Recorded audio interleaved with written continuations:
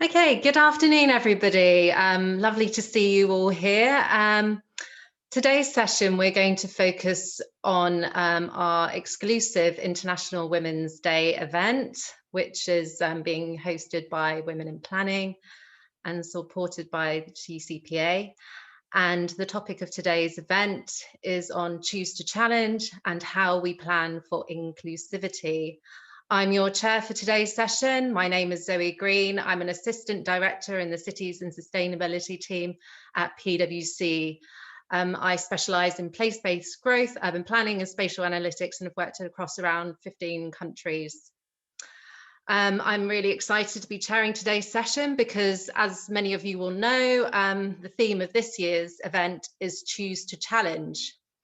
And the lens that we will be putting on this event will be around inclusivity. The idea around the Choose to Challenge hashtag, which I hope you're all engaging with, and if not, I encourage you on Instagram and various other social media channels, is that we live in a challenged world and we need to make sure that we're more alert to some of these issues, particularly around gender inclusivity. We're emerging from the dark cloud of COVID, which has worsened gender equality. Recent research undertaken by the World Economic Forum has highlighted that economic disruption from the coronavirus outbreak has disproportionately burdened women with unpaid childcare, along with another number of other issues. It's really critical that policymakers must act now to close the gender gap.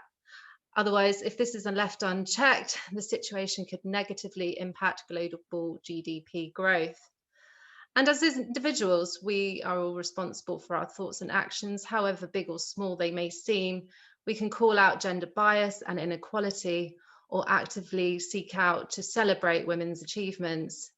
So through this, we can collectively create a more inclusive world. An inclusive world and place is particularly what we would like to concentrate on this session. So the way the session is going to work is that we're really delighted to have Inés Sánchez de Madriaga join us to give a really informative presentation on the topic. Inés is a professor of urban planning at the Universidad Politécnica de Madrid.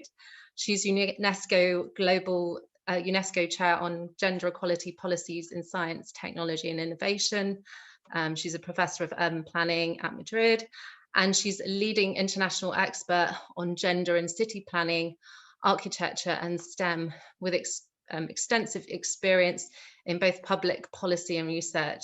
She also holds a number of very high-profile positions, including as Executive Director of UN Habitat amongst these, and you can find out more about her on our website link. So we will be hearing in a minute from Inés on the key issues that she would like to highlight around inclusivity and planning. The key questions that we're keen to explore in this session are really, how do we ensure we plan for a wide range of people? How can we reclaim those spaces that have been built and designed without inclusivity in mind? After the presentation, we'll be joined by a prestigious panel of experts, including Fiona Howie, CEO of TCPA, Marion Roberts, Professor of Urban Design at University of Westminster, and also Dr. Sule Nissan-Sioglu, who's an experienced urban planner, women in planning advocate, and occasional documentary filmmaker. So we've got a very exciting panel, and I hope you will engage with that. A few housekeeping rules. The session is being recorded and will be released, so you can also view this later on. I would encourage you to put questions in the chat box, and we will pick these up at the end of the session once we've had the presentation and obviously heard from the panel. And without further ado, it's my pleasure to welcome Inés to commence her presentation. Thank you. Thank you very much. It's really my pleasure to be here and be able to share with you some of the work that we are doing to work on more inclusive cities and neighborhoods. let me first share my screen. I hope you can see it. Okay. Let me see. Can you see my screen?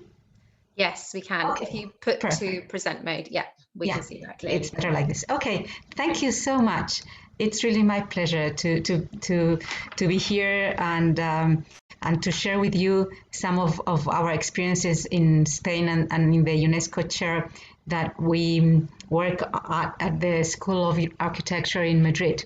These are the kind of activities that we do in the fields that you can do in the right side, all fields related to the construction of built environments. When we look at gender in cities, we have had for this past few years a framework of international agreements that set like a reference for gender equality in the city, and not only the city, also in territories and in all kinds of human settlements. And this objective of gender equality, SDG 5, and particularly with SDG 11, is to be put in place through this strategy that has been agreed on at the UN and also at the European level through the Treaty of Amsterdam, which is called gender mainstreaming, which is a tool to integrate gender dimensions into any field of policy, particularly in this case, planning policy. Because we have a field of action that has certain specificities and how to translate gender mainstreaming concepts and methods that have been designed for other areas of policy making, and to translate them into our field of planning involves certain specificities and difficulties, because some of these concepts relate very directly, some others not so much. And we are doing these efforts in this past, I would say, maybe 15 years to translate and to implement and to translate what are ideas that are quite clear about how equality is promoted through the built environment, through how a built environment that is more responsive to daily needs and to the specific realities of women and those who take care of others and care tasks, and how this translates into technical documents, because planning is a highly technical field of endeavor. This is like the leap that we are trying to do and that we are working on, and that we have been working on and we're working on in these past years. So we have first thing that we need to see is what are the main concepts that come from gender studies that are relevant to cities and to planning. And I would say that the main concept is the concept of care. Care, which is very related to the idea of daily life that was developed originally in the 1960s by Henri Lefebvre, the French philosopher, who didn't talk about gender certainly, but our Scandinavian colleagues from the 70s started to transform this concept of daily life to read it from the perspective of women's needs and women's realities. And so the concept of care, defined as the paid and mostly unpaid work performed by adult individuals on behalf of children, the old, the sick, and the overall functioning of the household, is, I would say, the key concept that is relevant for inclusive cities from a gender point of view. And in addition to this key concept, there are other ones that are also relevant to understand how gender stereotypes and social norms affect the functioning of planning systems and planning cultures. Gender roles, obviously, which is highly related to the idea of care, as well as sexual divisions of labor and the double workload and productive and reproductive spheres, all these concepts that are very much interlinked to the idea of care.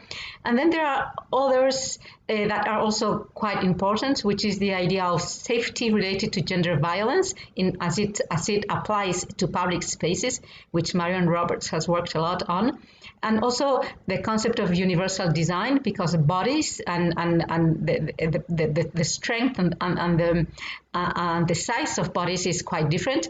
So universal design as it intersects with gender is very important. Of course, then there are other intersections of gender, as we know, particularly with age, but also with immigration, with race, with religious and other cross-sectoral factors that have to be taken into account.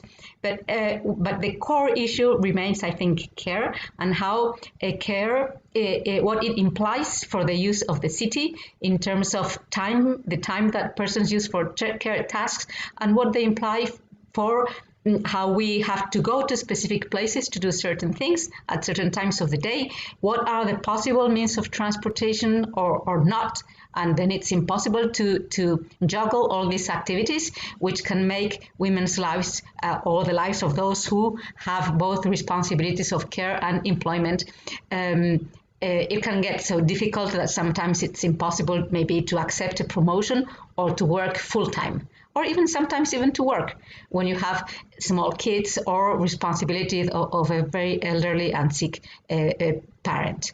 And then when we bring these ideas into an understanding of how planning work, we have that still very much the functioning of planning systems is very much at its root, it's very much the idea of the functionalist city as defined in the Athens Charter and functionalism. Of course, this has been very much criticized even since the 1960s. We know all of this. But still, the core planning techniques, zoning techniques, and other techniques, which vary slightly among countries, but the core of planning remains the same across countries, very much so. And there are underlying assumptions about how these techniques were devised originally, and even if they can be flexibilized or they can be used in more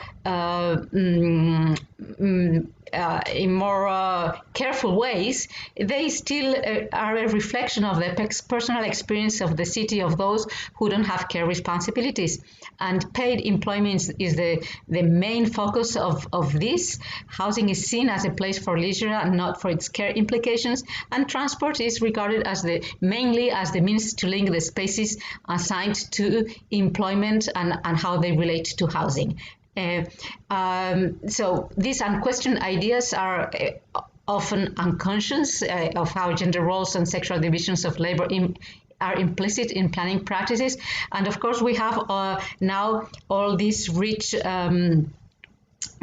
body of research that started in the late 70s with the work of Dolores Hayden, with the work of Marion Roberts in the 80s, and of so many others that provide this understanding of all these issues in different geographical areas, in the US, in the UK, in Scandinavia, in Germany, in Spain, in different urban realities too. But there are certain core ideas that are exactly the same independently or which country we are working on. So I wanted to present how many of these research has been translated into more practical tools that provide some overviews of how the concepts identified in the academic literature can be translated into practical practices of professionals and of institutions. And this morning we had this presentation of this new guide that we have just finished on how to integrate gender dimensions into planning, which uses has an important section of it on examples, on particular case studies. And there are several others. I mean, they're very well known, produced by the city of Vienna in 2013, and then some produced more looking at the developing world by the UN Habitat and by the World Bank. That have some overlap with what's the situation in Europe, but is mostly looking at other parts of the world. So when we look at planning tools, I think it's important to start thinking of what are the tools that can be used and what are the plans in which gender has to be mainstreamed. And I think plans, it's at all scales and all types. And we are starting to have experiences at all of these levels of planning. And the tools, which are not plans, but are tools for planning, of which we also have now experiences in different countries. And of all these that I'm showing you now, we have some experiences. Most of them, we have some experiences in Spain that we have been working on at our UNESCO chair in Madrid. And I will show you some of these. I want to mention this brief list of the legislation that relates to gender and planning in Spain, in both at national and regional level. In a country like Spain, in which we have a slightly different legal system than you have in the UK, because we are more into the Napoleonic administrative system in which all public policy is based on legislation. So for us, legislation is very important, also for you. But there are slight, probably we rely more on legislation than you do. You have some ways of doing policy that is less linked to what the legislation says. So for us, legislation provides a very important framework. And I have to say that in the last 15 years, we have been developing what is now a quite substantive legal framework that allows, and some of these are planning in Spain is mostly regional competence. It's not national. The legislation on planning is regional. Then the plan making is a local, except for regional plans, of course, but municipal planning is a local competence. So for us, the legislation at the regional level is very important. But at the national, equality legislation is also national. So what comes from the national has had also an important impact on regional, and this provides a very important framework for implementation. And I would say that since we had a couple of judicial decisions, I would say 3 years ago, applying this that cancelled some local plans because they didn't have a gender impact assessment, and this was written in some regional laws.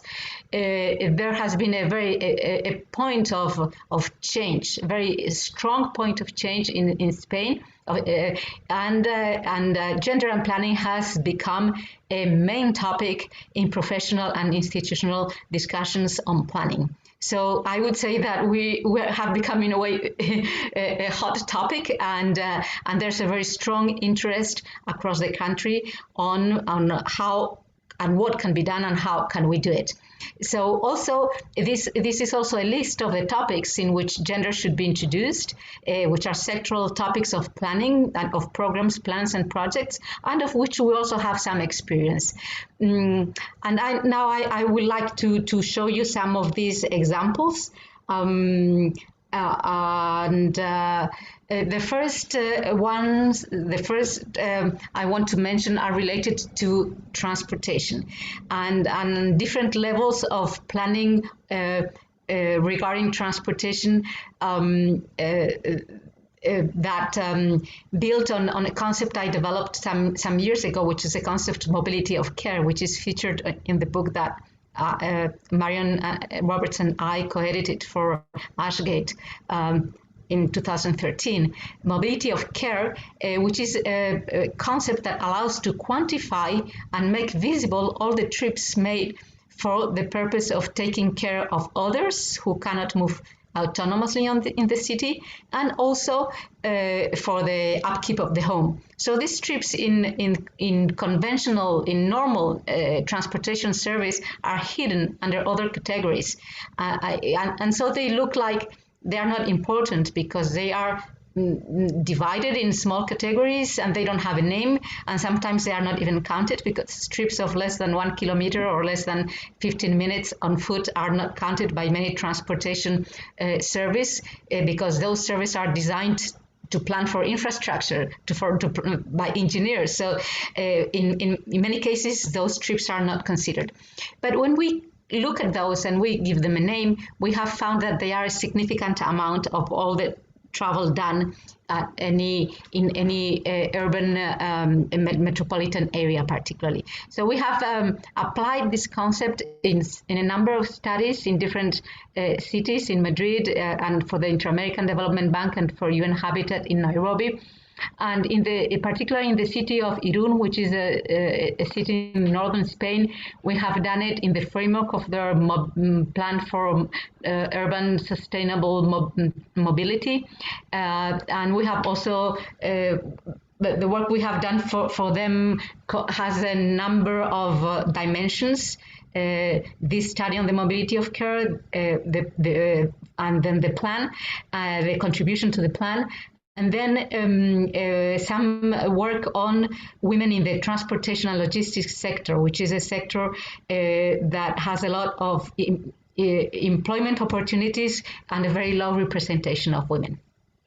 So transportation is a very important, and I would say in some parts of the world, it's like a first thing to look at from a gender point of view.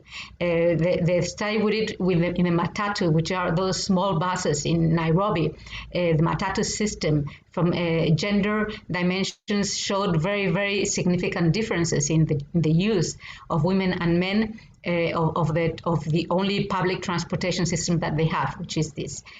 So a second one that relates also to public space and also to transport is from the point of it's more a qualitative approach and it focuses on safety issues and qualitative issues of space.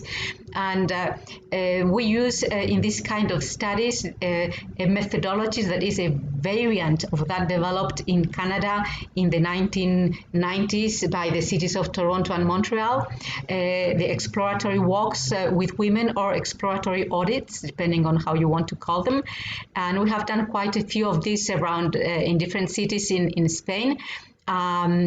In each of the neighborhoods, the methodology identifies specific points or area of interest in this previous work that we do with the women who live in the neighborhood, and then we complement the work with the women in the neighborhood, assisted by us from a technical perspective, with work done by our students at the School of Architecture who do the mapping of the significant elements that identify the sources of spatial quality and safety in the particular area that is being analyzed.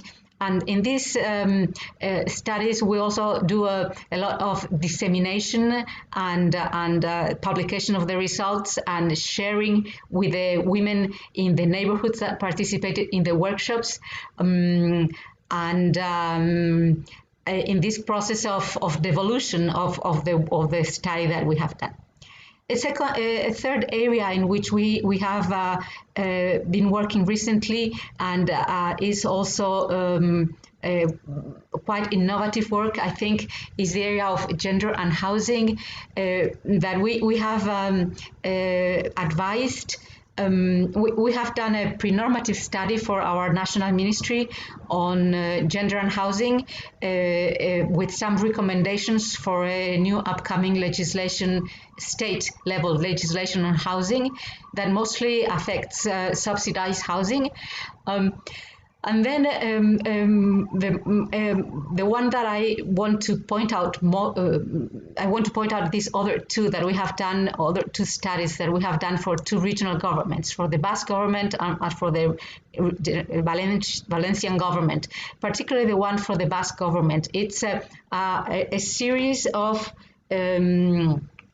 recommendations that and not recommendations that have been translated into legislation and integrated into the legislation that affects all housing, both new and old, both subsidized and market rate in the Basque country, with certain standards that have been designed thinking from the point of view of gender, that mostly respond to these issues that are listed there. Minimum size of bedrooms, minimum size of kitchens, relationship between kitchen and other living areas in the homes, minimum standards of how do you say, storage, and safety criteria for the design of common areas and for the versatility and of the design of the housing units. And we are now finishing up, and this, as I said, this is a regulation that has the value of law. It's compulsory, and as a whole, they are a significant improvement related to previous housing standards.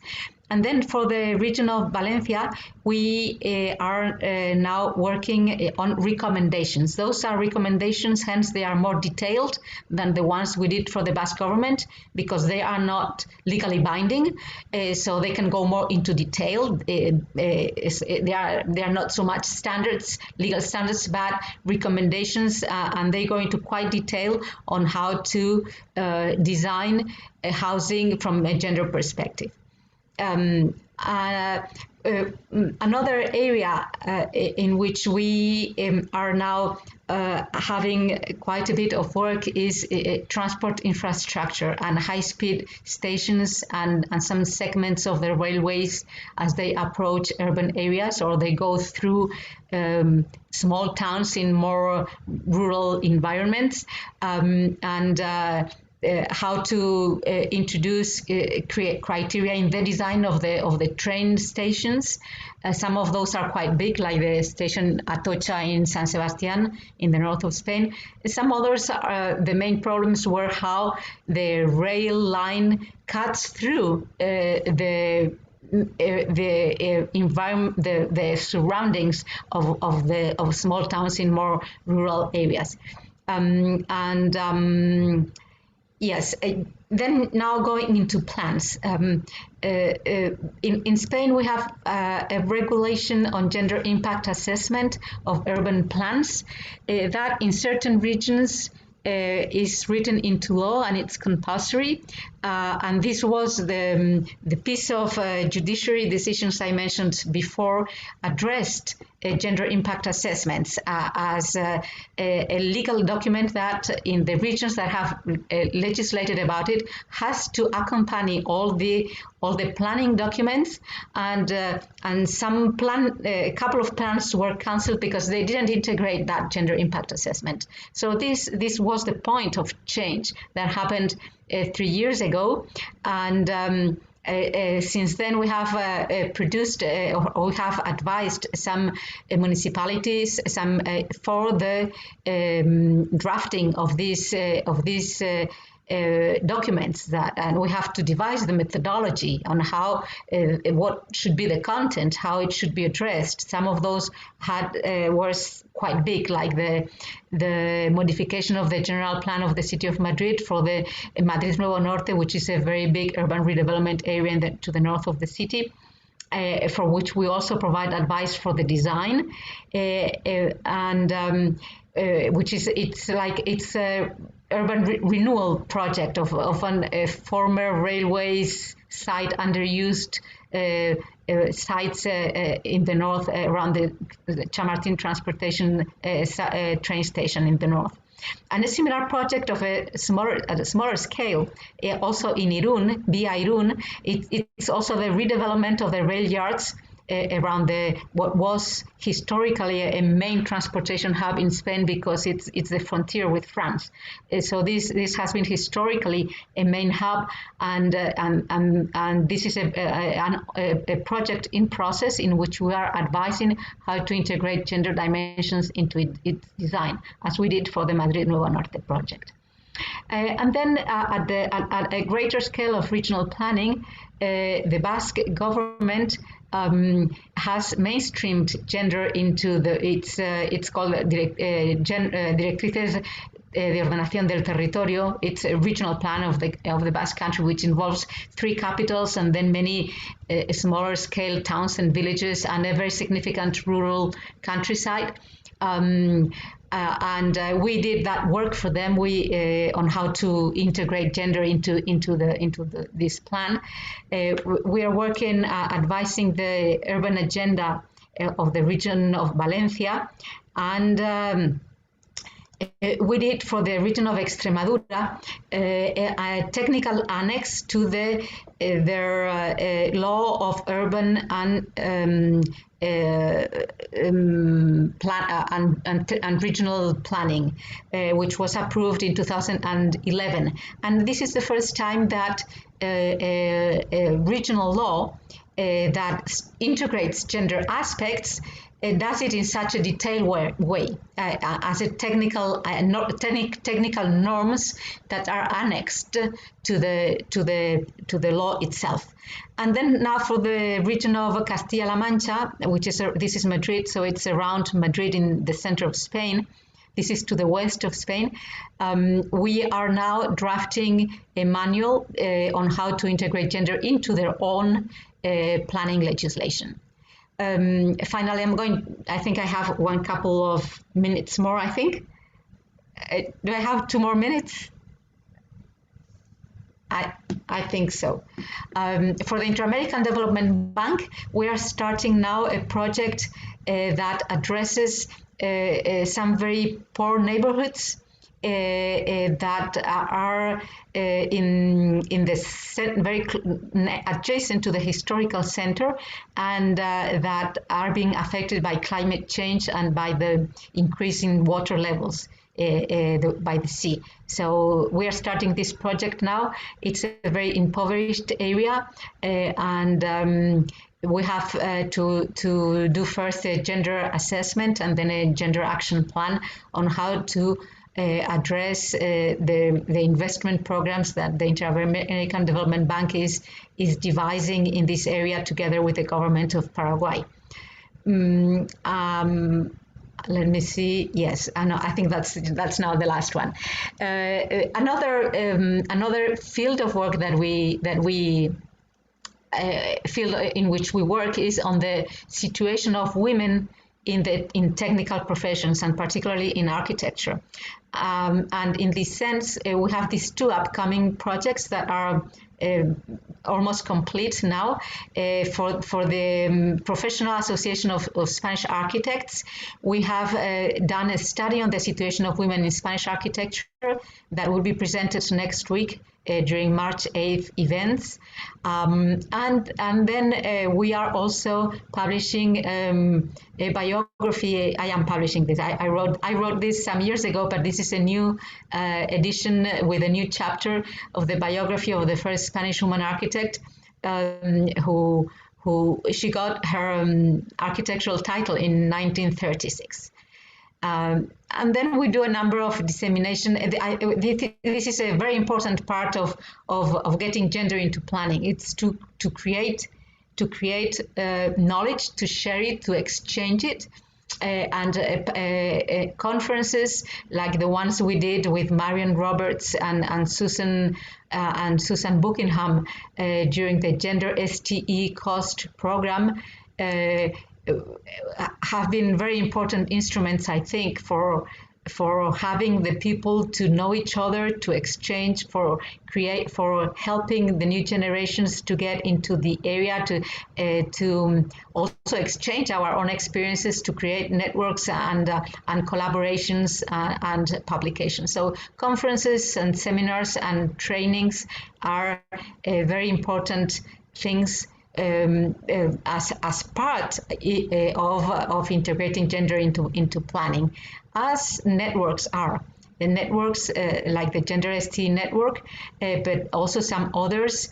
And now there's one new network that has just started by our German colleagues from Hanover and from Austria with Doris Damjanovic, a group on gender and climate just cities and urban regions, which started working yesterday precisely. And among our publications, I already mentioned this manual and the book that we did, that Marion and I did in 2013. And last year, under the pandemic, the book Engendering Cities came out as part of the result of the work. I think it was the last conference we did with the Gender STE, the Gender STE Cost Action. And that's it. I just would like to invite any of you who would be interested within the framework of the Gender Equality Academy project. This is a European funded project to promote training and education on gender topics across different areas. And one of the areas that is being addressed is cities, transportation, and climate change. We are holding a summer course in May. It will be online, and we will soon launch the call for applications. There will be a number of possibilities, of course, for any of you who would like to register for it. And I think we're going to have Susan Buckingham being one of the trainers of the summer course. Thank you very much, and I hope we can we will be able to get some of you into our course in May.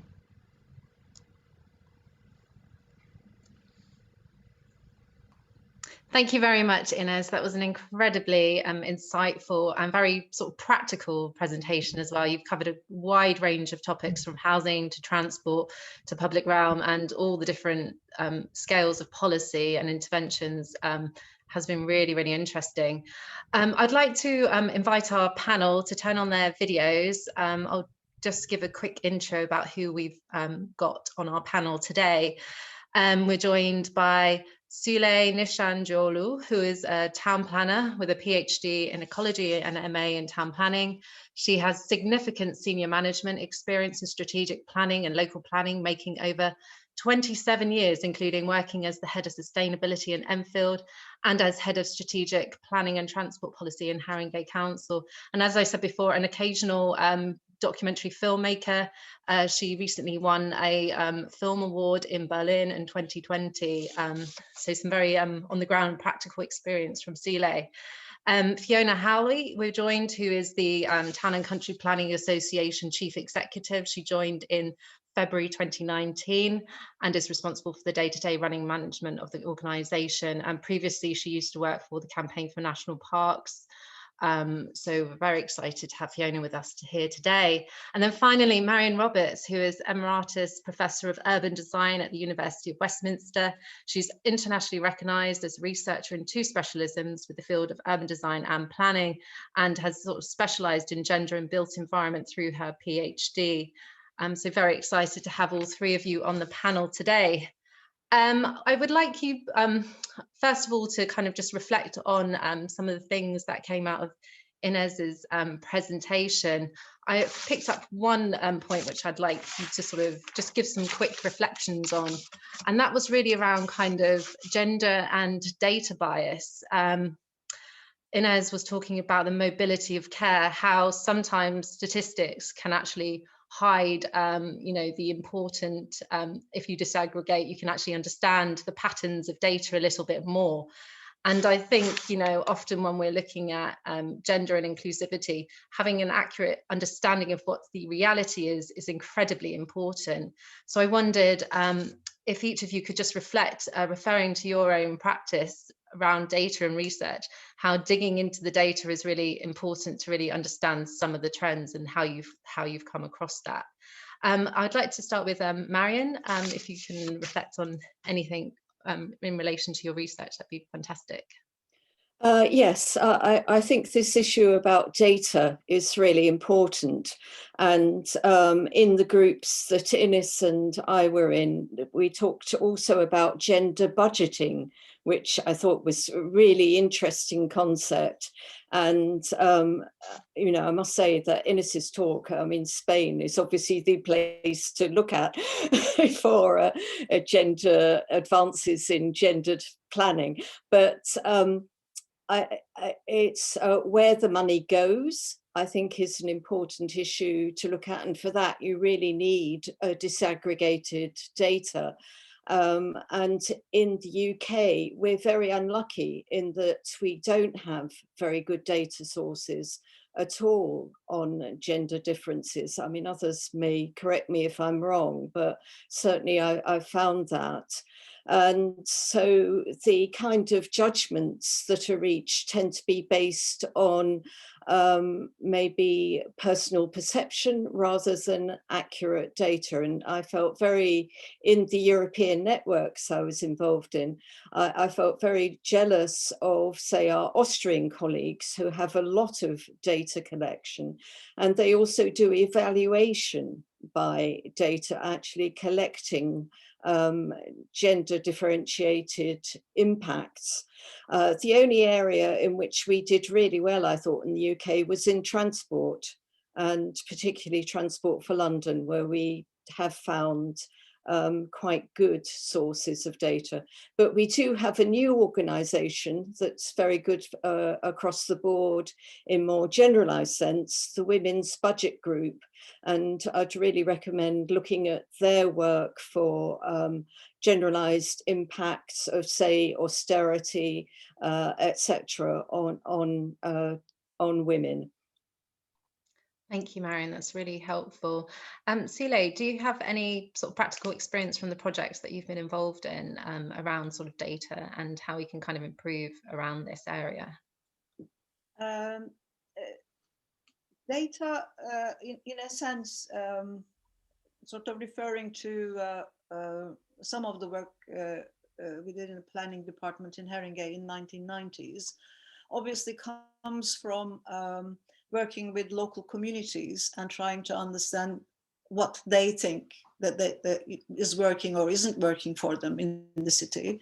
That's one way of collecting data, but perhaps later on maybe we can talk about the Open Sesame project and how we actually work with the communities to bring that information together. But also data is used in local plan making, equality impact assessments. But I think I will agree with Marion that we don't collect enough data, or the data may be out there, but we don't pull it together enough to make sense of it. It is there perhaps, but it's not visible. And things like equality impact assessments, I think, sort of miss the point. And all this information that we have doesn't actually, is now on our desks for us to see and to analyze on. Thank you. And Fiona, on the issue of data, and particularly with the recent issue of the London Plan and sort of that coming out into publication finally, do you think we'll be in a better position around sort of data in London and how we can kind of plan properly around some of these issues? I think, well, just as a general comment probably about data, I think that point around actually lots of it exists. It's about actually trying to make sure we're using it for the plan making process. So, for example, we do quite a lot of work around reuniting planning and health. And, you know, there is lots of information out there about health inequalities and, you know, the challenges, the health issues in people's local communities, but that's actually not always then used by the planners or shared with the planners to inform local plan making policies. So I think that point around actually bringing it together, making it more accessible is really important. I think also the point around we will see trends from data, but then unpicking those with communities, because we're really conscious that action or indeed inaction can, of course, entrench existing inequalities and exacerbate them rather than tackle them if it's just continuing the trends that are shown. So I think data is a really important starting point. We do need to get better at collecting it, but it's also then unpicking it rather than necessarily just thinking, oh, that's what the trends show, that's what we need to plan to address, when if actually it's a really unhelpful trend, then we need to tackle that. I think in terms of whether we will get better at collecting data, I think, you know, it's talked about a lot. I think the need to collect better data. I know that MHCLG, Ministry of Housing, Communities and Local Government, are very conscious of the need to do it. And of course, it featured in some of the bits of the planning reform white paper, talking about the fact that actually making these data sets more readily available both for communities and planners is important as a starting point for plan making. So I hope both in London and actually the rest of the country, it might be heading in the right direction, but I think it's very much a starting point that needs proper analysis rather than a sort of assumption that it will fix everything. Absolutely. Inez also mentioned the importance around sort of regenerating those spaces that may have not been built and designed with inclusivity in mind, sort of some of those redevelopments around kind of station yard areas. On a kind of a project level and sort of practical level, how can we look to repurpose those spaces, or when we're like designing new schemes, what can we do to really make sure that gender and mainstreaming this is really front and center and thought about right from the go, not an afterthought? What would you recommend around this? And Sule, I'd be keen to get your views around this. Well, this is a highly context specific, because it will depend on what the specific situation. But there could be certain principles. And the first one I would say is, what are the implications of that space from the point of view of care activities that can be related to the use, whatever use that is, of the space, or what are the needs of the people who use this space according to their gender roles and the tasks they perform on a daily basis. So looking at the implications from care and the implications of the profiles of the users, whether the users are citizens or they are people who work there as employees, or just passers-by. It all depends on what kind of space we're talking about and who are what's the specific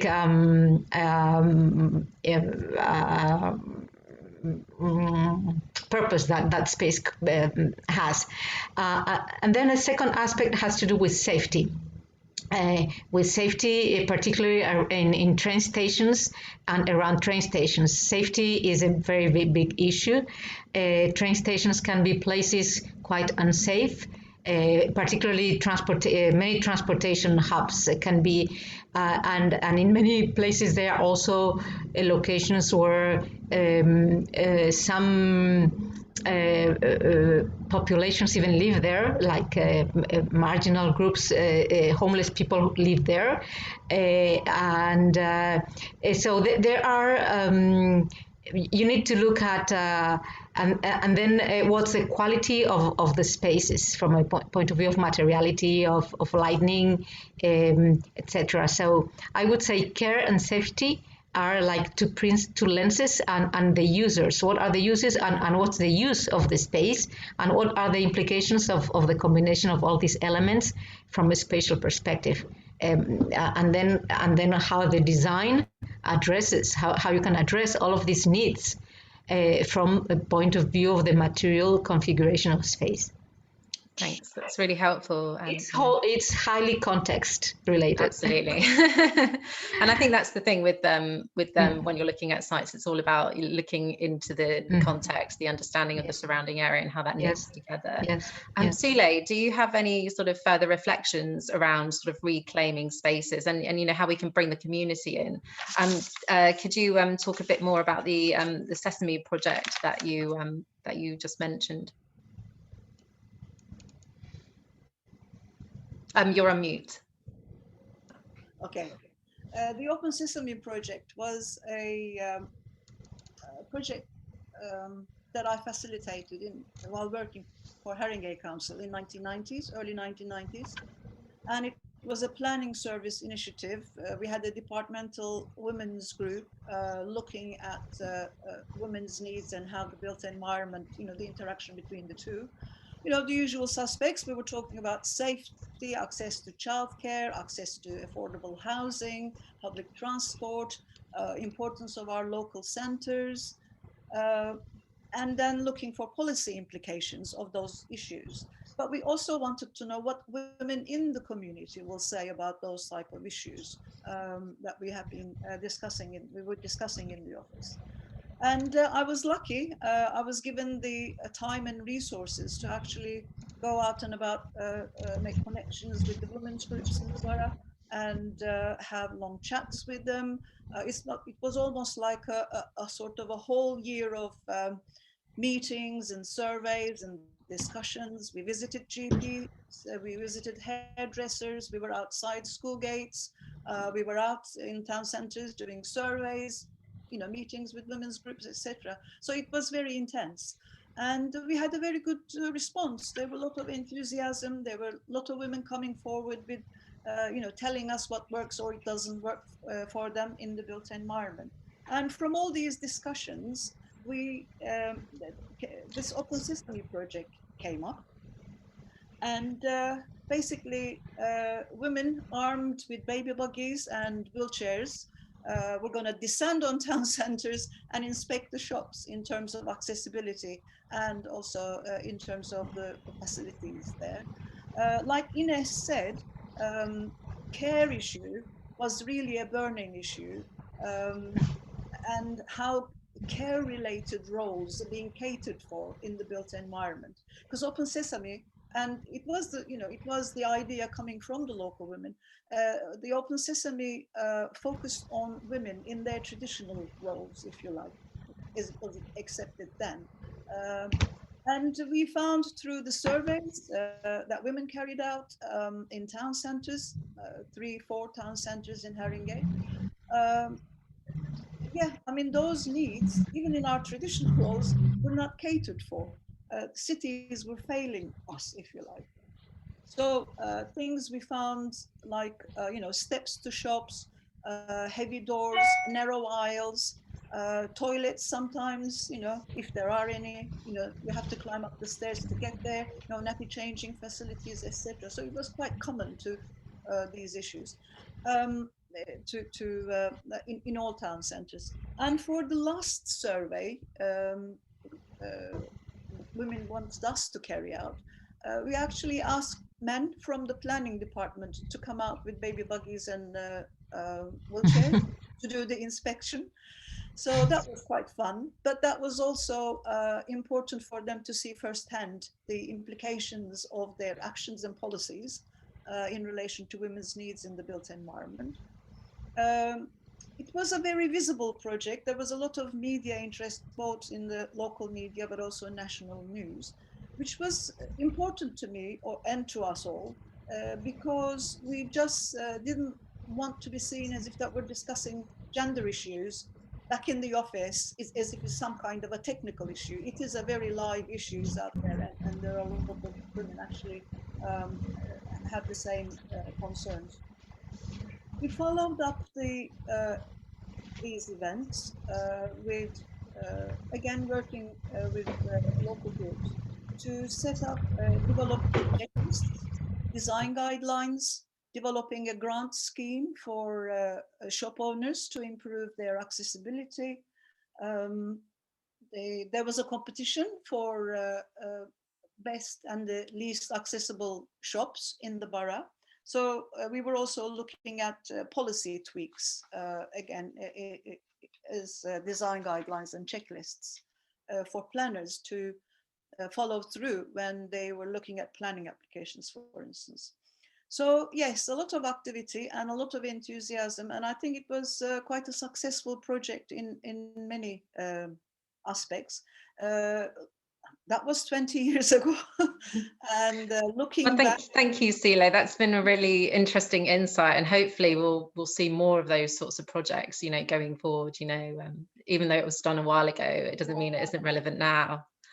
Marion, in terms of reclaiming spaces from an urban design, urban planning point of view, from your sort of research and projects, how do you sort of integrate, including people from using the sort of the gender lens on that? I think I'd like to sort of move away from characterizing women as always looking after young children and babies, and mention more younger women going out at night, which is one of the more positive features of the expansion of the nighttime economy, which we've been experiencing, I think, not only in the UK, but across Europe for the last 2 decades. And the importance of catering for mobility at night.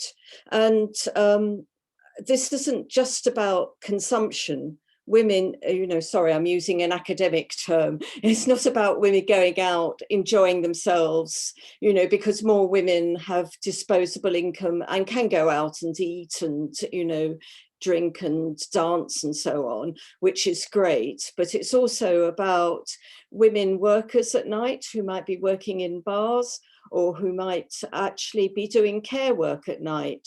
And that was one of the significant findings of the nighttime study done by the GLA Economics, where they found, I can't remember the exact percentages now, but a significant number of nighttime workers are women. So again, it's raising these issues that Ines talked about safety, about the importance of public transport, about having an accessible public transport that runs at night as well. And of course, this has been important in the pandemic for all the nurses and the doctors and the social care workers who have to work at night. So I think this is a really important feature for planners to think about, that we don't just exist in the daytime hours, but there's a gendered impact throughout the whole 24-hour cycle of urban areas. I think another piece of research I'd like to highlight comes from Spain again, from Barcelona, and a wonderful woman called Sarah Ortiz Escalante did her PhD on women workers, which included prostitutes, in fact, sex workers at night in Barcelona.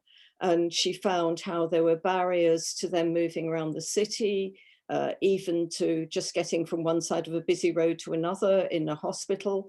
And her work was taken on board by the regional planning authority in Barcelona, which, is terrific. It sort of shows the impact that these kind of studies can make.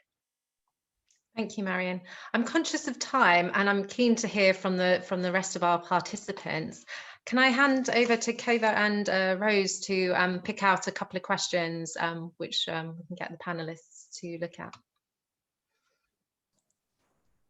Yes, I think Coco is going to pick up on the first question. Hi. Well, the first question is something I thought was going to come up at some point. What are the implications of gender mainstreaming for people to whom the traditional binary idea of gender does not apply? Is this taken into account in current gender mainstreaming guidance?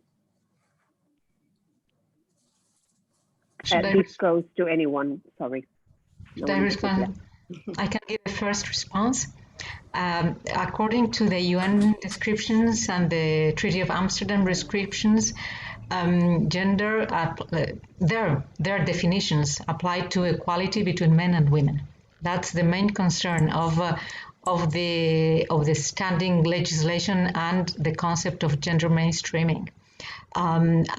Also, in our case in Spain, our legislation that applies to planning is looking at gender differences between women and men.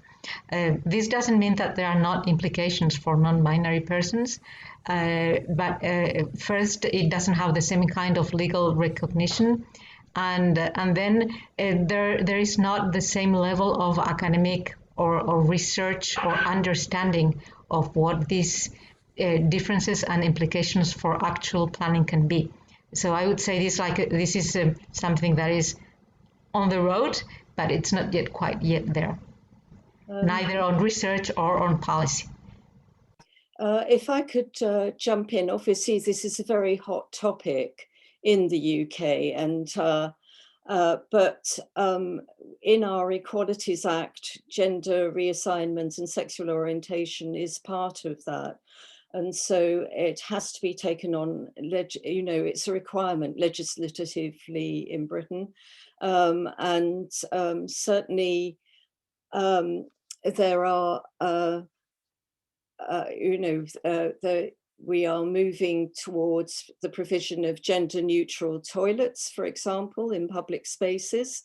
And also there has been a significant move, possibly rather exploitatively, to encourage, there was a move kind of in terms of regeneration, looking at the pink pound and encouraging gay quarters, gay villages, in Manchester, in Brighton and so on.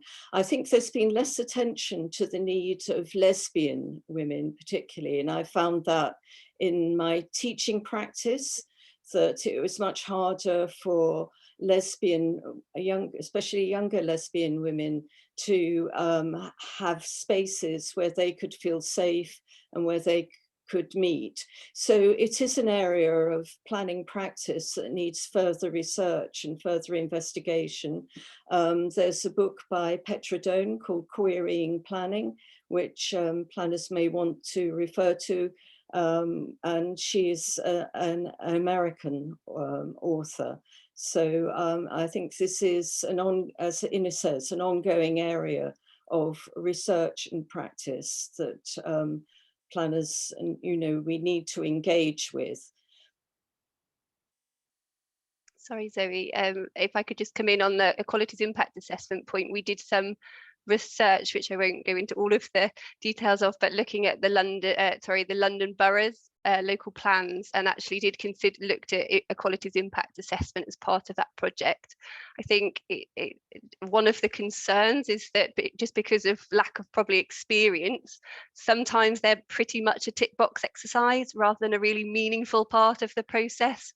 And so on the back of that research, we did make recommendations to government, which haven't been picked up to date, but we'll continue to try and push them around saying that government should publish more planning policy guidance or planning practice guidance around how to do a really high quality Equalities Impact Assessment, and are calling on local authorities to say you need to really embed this from the beginning of the plan making process, rather than sort of making your plan and then just ticking through to say, oh, it looks okay or not. So I think, as you say, Marion, they do exist, but I think at the moment they're a sort of area that could really be improved to make them more meaningful. Thank you, Fiona. And just on that, around sort of issues in health and well-being, with the Healthy Homes Act that I know the TCPA are championing at the moment, what do you think will push the needle forward on inclusive planning? Well, I was listening to Ines's presentation and was very envious, I have to say, of the standards that you mentioned that have been adopted in the Basque region, because that's essentially what we're talking about, not solely for gender reasons, but actually, as you say, Zoe, making that link to health and well-being and the quality of people's homes, and what that profound link is for those people. And I think the COVID pandemic has brought that home for a lot of people. So for those people that don't know about the Healthy Homes Act, it's arguing for national legislation that would set minimum standards on a range of areas. Some of them are house specific, so relate to space, access to light. Some are about the environment in which those homes are, so very much recognising some of the points that we've talked about around safety, accessibility, and we do talk about trying to make sure that homes are sort of future-proof, both for climate and accessibility and adaptability, so trying to pick up some of those points. We believe it would help in terms of moving inclusivity forward. It would very much be a minimum standard. So of course, some homes that we hope would far exceed them, but we also see it very much as a social justice issue, because we recognise that some of the people living in the worst quality homes are, of course, are most disadvantaged. And so we want to raise the bar for them and try and help them make sure that the homes that they're living in are of good enough standard.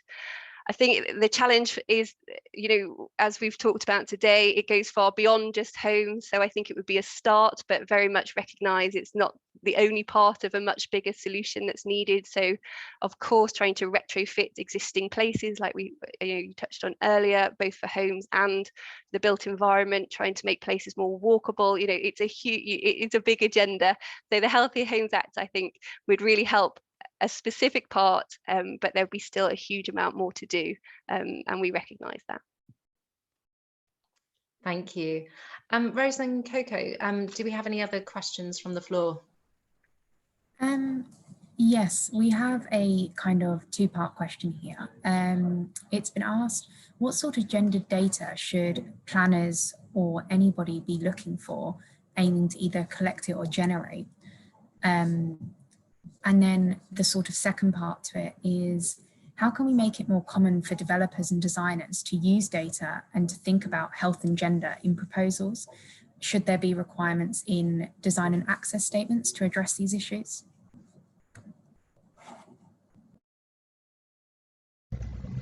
I can provide an answer to the second one.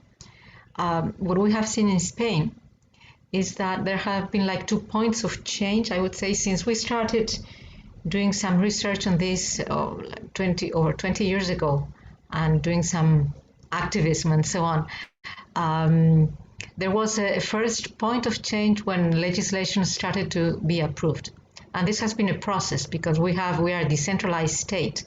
And planning is, as I said, a regional competence. So regions are the ones who legislate on planning. And some have started different, it has taken like a whole bunch of almost 15 years since we have now a quite significant body of legislation. And this legislation was not used at all for many, many years. It was there, but nobody cared. Until 3 years ago, there was a judiciary decision by the Supreme Court, by the Superior Court of Madrid and the Superior Court of Andalusia, that cancelled several plans because they didn't have a gender impact assessment. And so when a plan is cancelled, that's a very serious thing because plans are very difficult things to do. They take a long time. They are very labor intensive. They are money intensive. I mean, they are like a kind of difficult thing. So big thing. And then suddenly gender has become a topic of incredible professional and institutional interest. There was a second factor into that. The first one was this first having the legislation, which is legally binding in Spain, and then second, having the judiciary decisions cancelling plans because of not applying properly the legislation. And then that happened 3 years ago together with the Me Too movement and some cases of rape in Spain that had a very big impact on public opinion. So the two things happened at the same year, and so they combined for a big change in public opinion regarding feminism and regarding gender equality policies, in such a way that now nobody would dare to say I'm not for gender equality policies. Almost nobody now dares to say I'm not a feminist. I mean, this is a bit of a joke, but there's some truth to it. So, and this change in public opinion, together with the sentences from the courts, are the ones that have changed the approach. And now it's a serious and a topic of attention from professionals and from the institutions. And I'm seeing a substantive change. Let's see how it evolves in time. But I see that it's a moment of change right now, and those are the main triggers to it.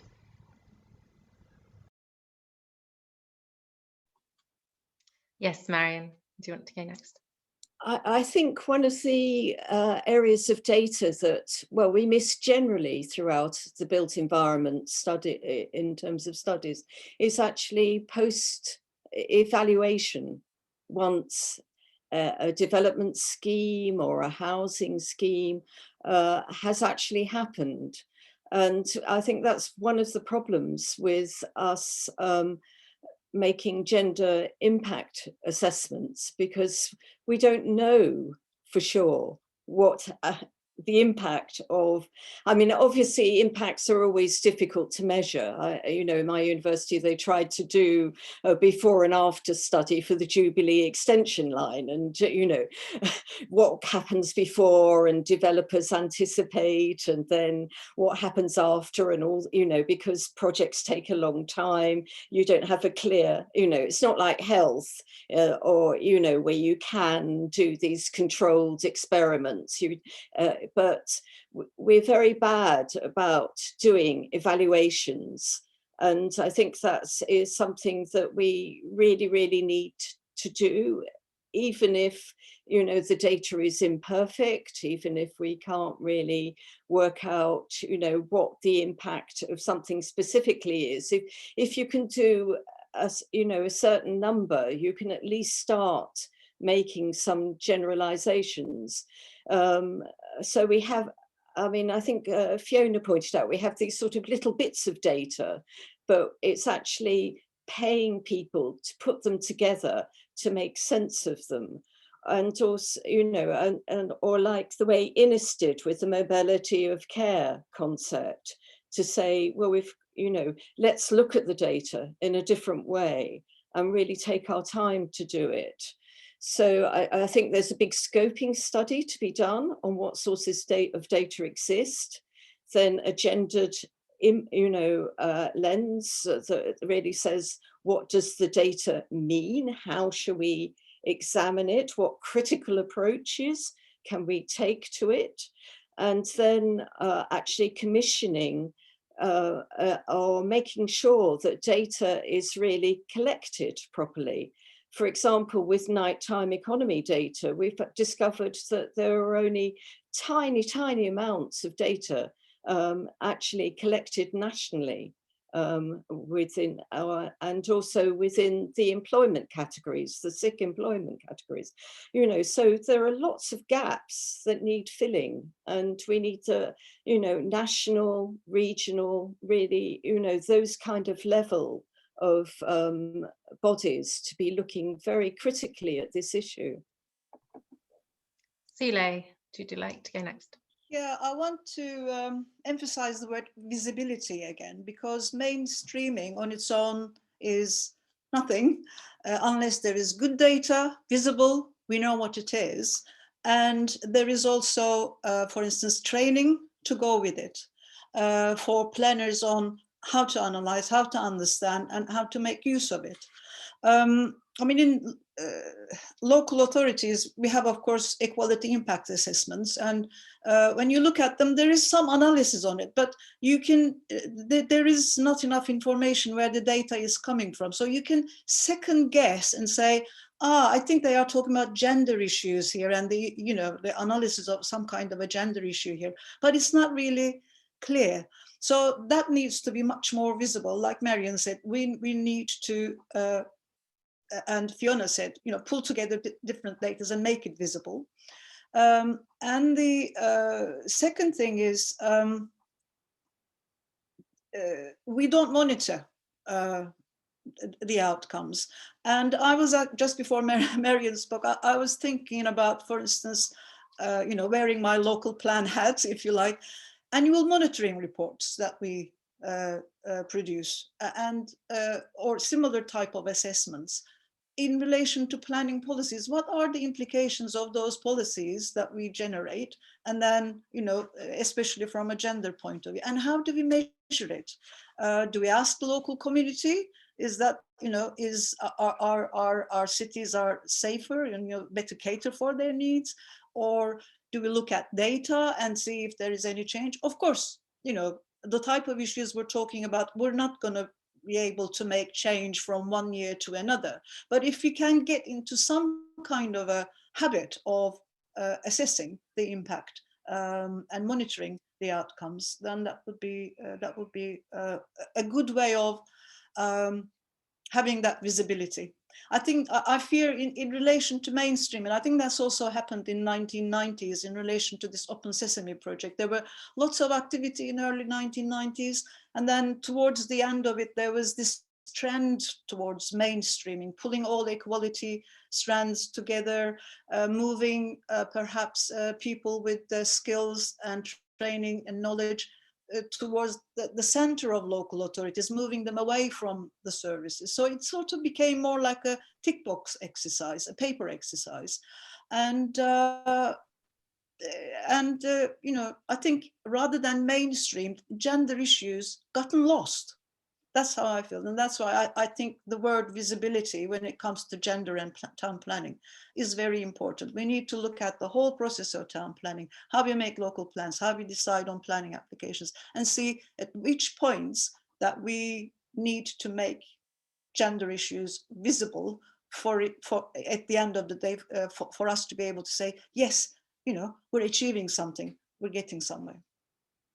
I would echo, sorry if it's all right, Zoe, just quickly, I would echo the point around looking at the system holistically. Something that we've been trying to ask government to consider as part of the reform agenda is actually being far more explicit about the purpose of the planning system as a whole, and being explicit that it is about delivering sustainable development and thinking about improving the health and well-being of people.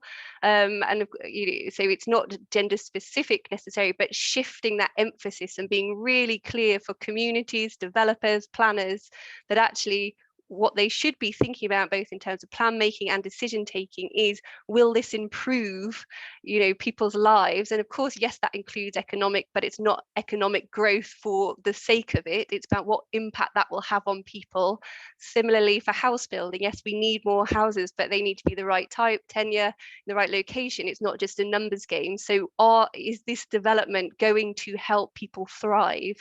And trying to rebalance the system so that that's what we're thinking about when we use it, rather than, I think certainly with the sort of ongoing reform agenda, at times it can just feel like we fixate on the process without really thinking about what we're trying to achieve with it. And I do think that would help with, trying to make sure planners are thinking about the health of the people that will be affected by these plans. Fiona. Can we have another question? I'm conscious we've probably only got time for maybe one or two. Okay, we have one more from Karen Harwood. How do you influence the policymakers so they see gender mainstreaming as a priority? Is it down to interested individuals or more a formal driver? Fiona, do you want to take that in terms of the policy and influencing government? Absolutely. And as you'll have gathered, we have lots of thoughts and they don't necessarily listen to them. So I don't know if I can help answer that one. But I think, I had a quick look at the National Planning Policy Framework before we were talking, and obviously hearing about how mainstreamed in the guidance, regional level, at local level and national, is really fascinating for Spain. So I think, the good news, I think, is that National Planning Policy Framework does reply to inclusive, I think, twice, and it does say that planning policies and decisions should aim to achieve healthy, inclusive and safe spaces. They don't, I think, talk about equality, diversity or gender. So there's lots that needs to be done, I think, but there is a hook, and I think that is what's important, that actually local authorities can use that as a hook if they want to take forward some of the points that we've talked about today in their local plans. So I think from a government point of view, it is hard to influence at the moment. We've got the planning white paper and reform agenda, so there are opportunities, but we do have a government at the moment, of course, who is into deregulation, is looking to expand permitted development rights, which actually I would argue would exacerbate many of the challenges we've talked about today, because actually they won't have to consider planning policy and whether or not those go ahead. Community views won't be heard. So actually we're in quite a challenging time in terms of influencing. But that's not to say we mustn't keep trying. So I think, there's thinking about how can actually we achieve quite a lot at the local level with the hooks that we've got, almost despite some of the things that are happening at the national level. And again, neighbourhood plans, we do have all of these different tiers, but it is resource intensive, and we know that our planners are under pressure in local authorities as well. So sorry, that's not a very helpful answer. I think it is a challenging time to try and get some of this into the national MPPF and legislation, if I'm perfectly honest. Absolutely. Sile, also if you can reflect on some of the work in women in planning as well, around how that may help in this space, that would be quite helpful. Just before that, sorry, because I think the resources issue is very important. I feel really lucky that we had the resources and time and space to run a project like Open Sesame 20 years ago. I just can't imagine in local planning policy teams are doing a similar project with the resources and the pressures that they have at the moment. But that's important because, I don't know if we still do that, apologies if we don't, but we used to talk about women, Black and ethnic minority groups, etc. as hard to reach groups 20 years ago. We were always desperately trying to find ways of, how we can open the communication channels, etc. And to me, now thinking back, is that there are no hard to reach groups. It's just that you need to have the resources, the methodology and the patience, etc., to be able to work with those communities. When that happens, then it works. In the Open Sesame project, sorry, I keep coming back to that, but in that project, the most support, the ardent supporters of the project were women from the deprived communities. They were the ones sort of, going out and doing the surveys in town centers, etc. So it actually worked, but it worked simply because we almost spent like a year doing the groundwork and, continued to engage them for more than 2 years. And it's all about resources. If we, while making a local plan, if you just send them a questionnaire and a survey and just told them, can you just identify what type of issues? I don't think they would have been that much interested and, enthusiastic about the Open Sesame project as they did then. So I think resources is a major issue if we really think about not just collecting data, pulling things together. You need people for this, in our offices, but you also need people who will be out there working with local communities on a day-to-day basis to also collect information from them to shape our policies. In terms of women and in planning, sorry, just the question. Again, in early 1990s, we had a London Women and Planning Forum. It was an informal forum. Of course, Haringey was not the only local authority working on women's issues then, or gender issues then.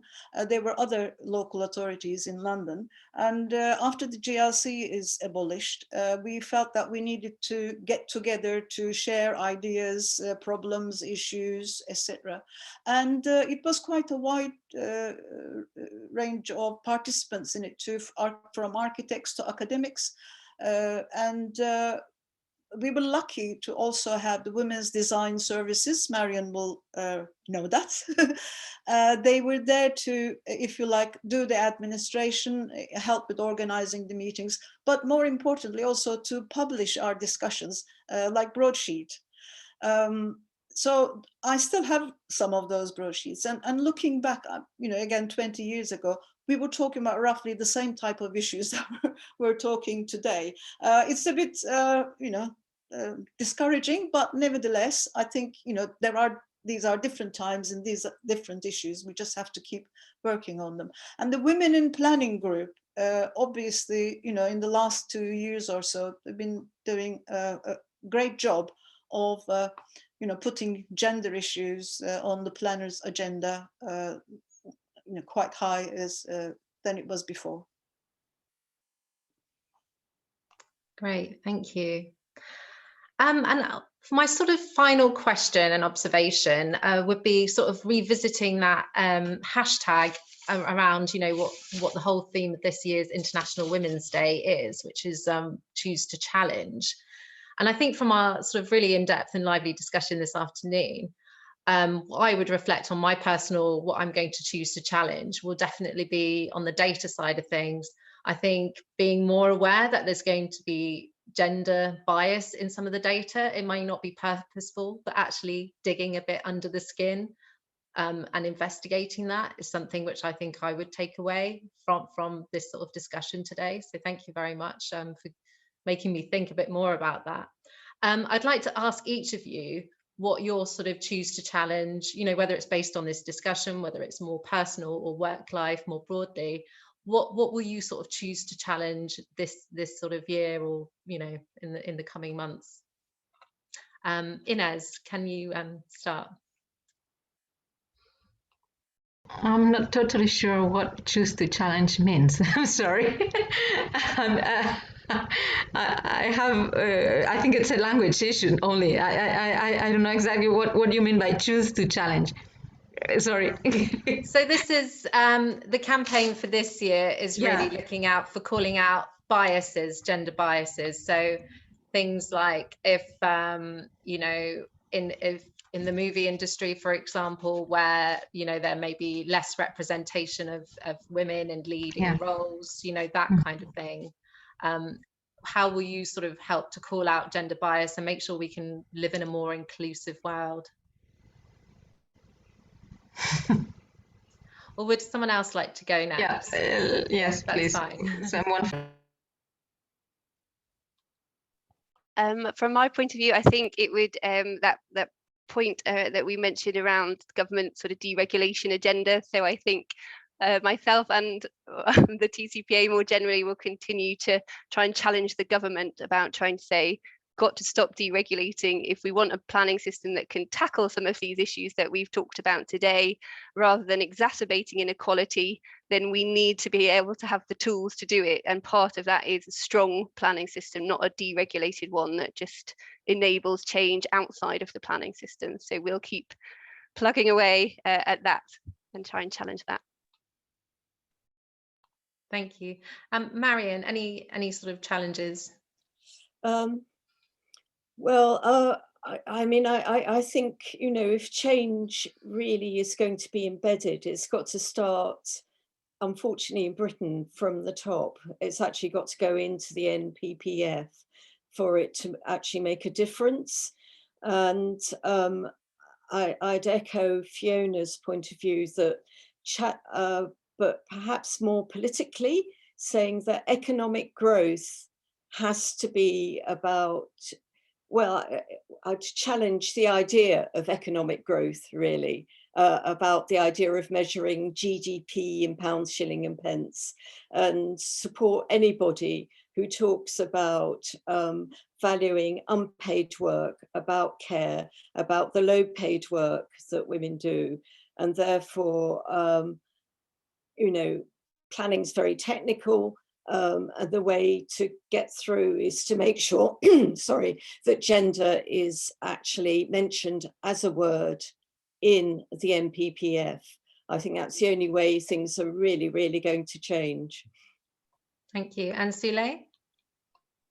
Yeah, I like Marion, I challenge the at the national level and local level, all those in government, to mention the gender word in, you know, mainly for planners in our case.